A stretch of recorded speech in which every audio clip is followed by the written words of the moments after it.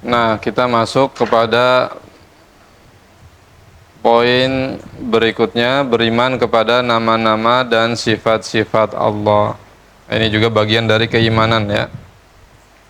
Kita mempercayai bahwasanya Allah Subhanahu wa taala itu memiliki nama-nama dan sifat-sifat. Lalu apa definisinya atau maknanya? Maknanya yaitu menetapkan bahwasanya Allah Subhanahu wa taala memiliki nama-nama dan sifat-sifat. Kita tetapkan sesuai dengan apa yang Allah Subhanahu wa taala tetapkan untuk dirinya di dalam Al-Qur'an maupun sesuai dengan apa yang ditetapkan oleh Rasulnya, yaitu Nabi Muhammad SAW di dalam hadis-hadis. Ya, jadi tidak boleh kita sembarangan melabeli Allah Subhanahu wa taala dengan nama tertentu sesuai dengan keinginan kita, tidak boleh ya. Jadi harus sesuai dengan apa yang Allah tetapkan di dalam Al-Quran dan apa yang ditetapkan oleh Rasulnya di dalam hadis-hadis. Ar-Rahman, Ar-Rahim, Al-Malik, Al-Qudus dan seterusnya. Ya, kalau di hadis-hadis seperti Asy-Syafi, ya, terus Al-Jamil, Ar-Rafiq, itu ada di hadis-hadis Nabi. Jadi kita menyebut nama-nama Allah dan mensifati Allah sesuai dengan apa yang Allah dan Rasulnya tetapkan. Tidak boleh kita memberi nama kepada Allah atau mensifati Allah sesuai dengan kehendak atau keinginan kita. Ini tidak boleh ya. Dan di dalam surat Asy-Syura ayat 11 di sini disebutkan ya, kata Allah Subhanahu wa taala di ujung ayatnya saja langsung tuh. Laisa kamislihi syai'un wa huwas samiul basir. Tidak ada sesuatu pun yang serupa, yang sama dengan Allah Subhanahu wa taala. Dan dialah Allah yang Maha mendengar lagi Maha melihat. Ada dua faidah di ayat ini. Yang pertama, Allah Subhanahu wa taala meniadakan persamaan antara Allah Subhanahu wa taala dengan sesuatu apapun makhluk yang ada di alam semesta ini. Jadi tidak ada sesuatu apapun yang sama, yang setara, yang serupa dengan Allah, tidak ada. Tetapi kemudian Allah menetapkan pada dirinya bahwa Allah itu As-Sami Al-Basir. Allah Maha mendengar, Allah Maha melihat. Ini menunjukkan apa?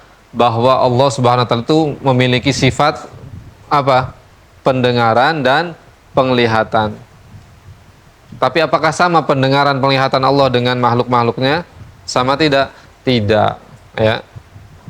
Pendengaran dan penglihatan Allah sesuai dengan keagungan dan kebesaran Allah. Kita tidak bisa mengkaifiatkannya, membagaimanakannya. Bagaimana pendengaran dan penglihatan Allah? Tidak bisa, ya. Tidak bisa kita bayangkan karena itu di luar jangkauan kita ya. Yang penting kita pokoknya menetapkan Allah Maha mendengar, Maha melihat. Seperti apa pendengaran dan penglihatannya, kita katakan penglihatan dan pendengaran Allah itu sesuai dengan keagungan dan kebesarannya, tidak sama dengan sesuatu apapun dari makhluk-makhluknya ya. Kalau saja sesama makhluk ada perbedaan ya mengenai pendengaran dan penglihatan, tentu antara pencipta dan makhluk ini lebih jauh lagi perbedaannya. Misalkan manusia, penglihatan kita manusia dengan kucing beda nggak? Beda ya. Tapi punya penglihatan nggak?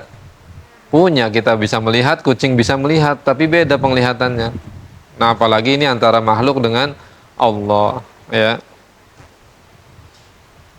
Kemudian Allah Subhanahu wa taala juga mensifati dirinya Ar-Rahman Ar-Rahim. Allah Maha Pengasih, Maha Penyayang. Dan kasih sayang Allah tidak bisa dibandingkan dengan kasih sayang makhluk-makhluknya. Manusia punya kasih sayang nggak manusia? Punya. Binatang-binatang punya kasih sayang nggak? Punya ya. Tapi tidak sama serupa dengan kasih sayang Allah Subhanahu wa taala. Jadi kasih sayang Allah itu lebih hebat, lebih besar, lebih luar biasa. Ya. Kemudian juga Allah mensifati dirinya Al-Aziz, Al-Hakim. Allah maha perkasa lagi maha bijaksana. Masya Allah. Manusia ada yang bijak enggak? Ada yang bijaksana. Tetapi kebijaksanaan Allah lebih hebat lagi. Ya. Oleh karenanya kita tidak boleh menghakimi Allah Subhanahu wa taala ya, dalam kehidupan ini. Ya Allah, kenapa lah aku ini diuji seperti ini, seperti itu? Kenapa aku ada di pondok ini? Kenapa aku berteman dengan si ini? Kenapa aku ketemu sama si ini? Kenapa aku kena musibah ini?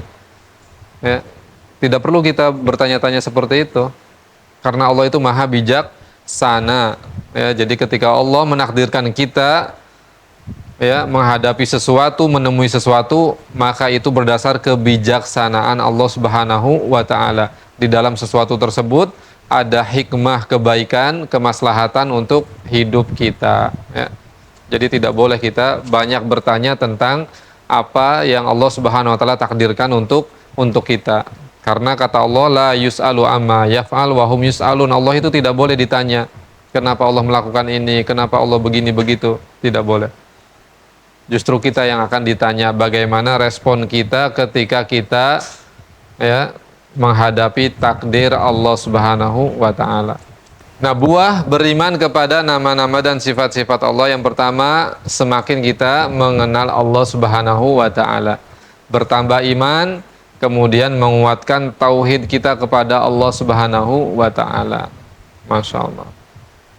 Jadi penting ya kita belajar tentang nama-nama dan sifat-sifat Allah Subhanahu wa taala, karena hal ini bisa menambahkan keimanan kita dan juga menguatkan tauhid kita kepada Allah. Terus yang berikutnya, buahnya adalah kita memuja-muji Allah dengan zikir paling utama, yaitu dengan menyebut nama-nama Allah Subhanahu wa taala.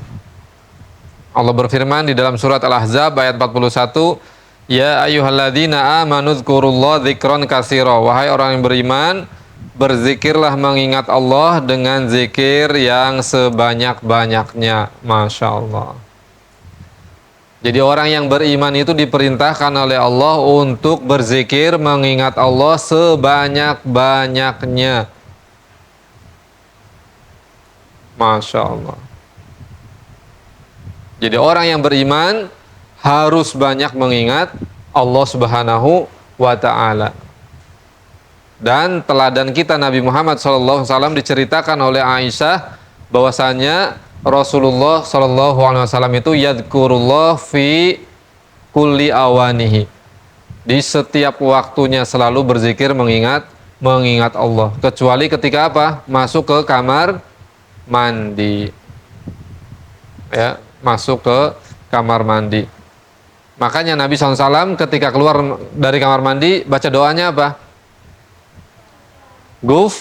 Gufronaka, ya Allah, mohon ampunanmu. Para ulama menjelaskan kenapa kok Nabi Muhammad SAW membacanya gufronaka setelah keluar dari kamar mandi. Nah, kata para ulama, Nabi SAW keluar dari kamar mandi mengucapkan gufronaka karena Nabi SAW ya menyesali atau menyadari ketika di kamar mandi tidak mengingat Allah, dan itu dianggap oleh Nabi SAW sebagai suatu kekurangan ya, suatu hal yang harus diistighfari, sehingga ketika keluar dari kamar mandi membaca gufronaka. Masya Allah. Jadi kita harus banyak mengingat Allah, tidak boleh sedikit. Dan mengingat Allah itu tidak dibatasi oleh waktu, tidak dibatasi oleh tempat, tidak dibatasi oleh keadaan. Makanya diperintahkan mengingat Allah itu sebanyak-banyaknya, karena dimanapun, lagi bagaimanapun ya, ketika apapun kita bisa mengingat ya, berzikir kepada Allah Subhanahu wa taala. Dan sumber kebahagiaan itu ya dengan berzikir mengingat Allah. Semakin seseorang mengingat Allah, semakin bahagia dia. Ya. Ala bidzikrillah tatmainnul qulub. Hanya dengan mengingat Allah hati menjadi bahagia, menjadi tentram. Kemudian Yang ketiga buahnya adalah berdoa dengan menyebut nama-nama Allah.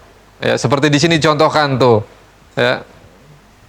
Allahumma inni as'aluka bi annaka ar-razzaq farzuqni. Ya Allah, sesungguhnya aku meminta kepadamu dengan meyakini bahwa Engkaulah yang memberi rezeki, Engkaulah Ar-Razzaq, maka berilah rizki kepadaku.